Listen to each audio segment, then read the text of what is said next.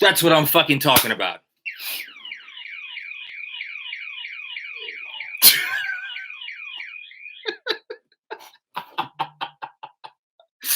Oh, shit.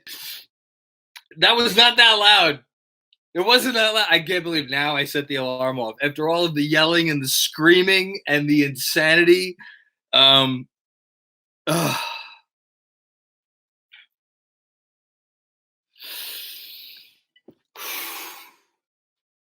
never a doubt. Absolutely never a doubt in my mind. None. No doubt. No doubt in my mind whatsoever that they were going to take that game. Of course. Of course. Of course. Of course. It would not be the 2021 New York Knicks without putting themselves into an absolute fucking corner. Surrounded. Everybody was like, here's the other shoe. We've been waiting for 72, 73 games for the other shoe to drop. Here's the shoe. The shoe has dropped. The shoe is on the ground. And then life. This is a series now. Obviously, this is a series. As usual, I'm sweating like a farm animal. Oh my God, there's so much to talk about, and there's so much to digest from this game, and we are going to go through all of it.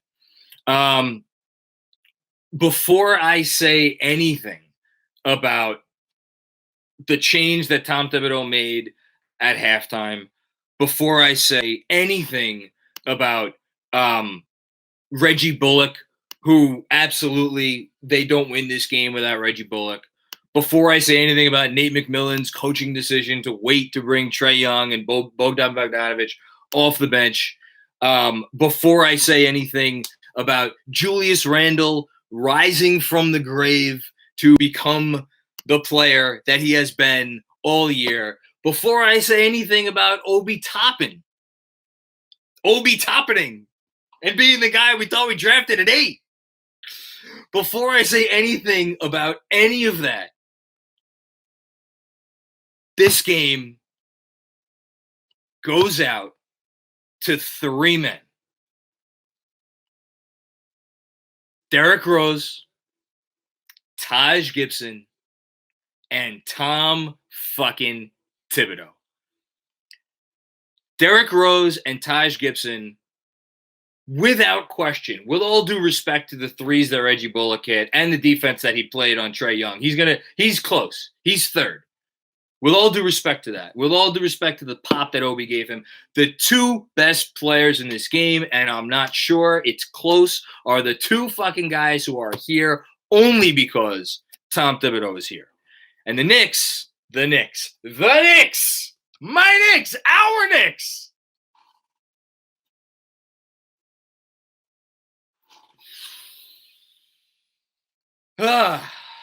Forget Julius Randle jumpers. Forget Derrick Rose runners. Forget Emmanuel Quickly threes. Forget all of that shit. The best commodity that the Knicks have in 2020-21 season is grit. They own it. They live it. They are it every time they walk on the court. Here's the thing about Trae Young. He's not a handsome man. Just shave it. Just shave it. If there is one guy that I would bet weeks worth of pay that was going to go down to Atlanta and have a monster couple of games against the Hawks in Atlanta, it's Julius Randle. Mark my words. That fucker has figured it out. He's out of his own head. I'm confident. He's going to be fine. Jason M., I got emotional at the end, almost shed a tear. Man, I love this team. Let's go Knicks. The moment, so it's funny because my older daughter, as you know, goes to sleep early. And so she was sleeping. And my wife came down after putting her to bed. I had the little one, give little one over, and they were making the run in the third quarter, and I was holding myself. I was holding, and then Obi made the slam, and I just let out 2 decades worth of like, oh my God. And I did a little mini wall slam, and man, I looked at my wife because I was expecting. Usually she's not happy when I do that, but she was like, "It's okay. You were good," and that was worth it. Don Cappuccini, is this the end of Elf? Okay, I guess we can talk about Elf now. Yeah, I think this is the end. I don't know how you go back. I don't know how you go back. How the fuck do you go back? How the fuck do you go back? How do you go back? How do you go back? You can't go back. Cat's out of the bag. Or it's in the bag. Shaved cat. Shave that motherfucker right down, put it in the bag, threw the bag off the fucking cliff. And then we're at the bottom of the cliff, found it off the bottom of the cliff. You dig up a little hole, put it in the fucking hole. Put some dirt on that fucking hole, put the cement over the hole. The cat is under the fucking ground. Keep him there. Don't want to see the cat anymore. Fuck the cat. Taj, you are the veteran leader on this team. We've talked over the last year and change about what your leadership means in this locker room. Can you just talk about maybe what you might have said at halftime to keep these guys in it, and also how gassed were you after that stint in the first half? Because you looked like you were a little winded. One thing about when you play for a team is that you're gonna work. You know what I'm saying? You're gonna put in a lot of work. You're gonna come together. You're gonna work every day hard as you can.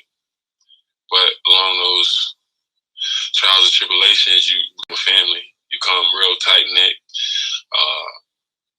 You believe in each other. The way Tibbs coaches, he kind of brings the whole group together, believing that it's only us. So that's kind of mindset we kind of take in. And I just be myself. Just be Taj, the Taj I've been, and it's been working out for us. But it's fun. We got all the young guys. We got a mixture of vets, but everybody kind of like just pieces with each other. Everybody just works together. It's just a great atmosphere here, and it shows when we play. And the second question, what was the second question? Just how gassed were you in the? It's the playoffs. You're gonna be gassed. So that's the one thing about it. I pray before the game is just asking to just go out there to just play as hard as I can, not then just leave everything out there on the court. Sometimes it may go in the first half. You just gotta be ready around Tibbs, but whatever it takes, every game is a real dog fight. But at the end of the night, we gotta win and recover. Mark Berman. At some point, someone is going to pinch me and wake me up. I just hope it doesn't come anytime soon. Jeffrey Malone! Holy shit! Where did this come from? I'm going through the old super chats. I'm sorry, I'm catching up. First win in KFS history. You got that right. First playoff win in KFS history. Michael Queller. The conversation is really going all over the place tonight as we finish up. I am making a baby tonight. Congratulations to you, Michael. My favorite moment tonight was when Mike Breen, as they were about to get the win, said, New York, I forget what his exact words were, but being cheered on by not 15,000 faithful, not 15,000 fans. It was 15,000 of their closest friends. Because, God damn it, if this doesn't feel like a family affair all the way through the fan base.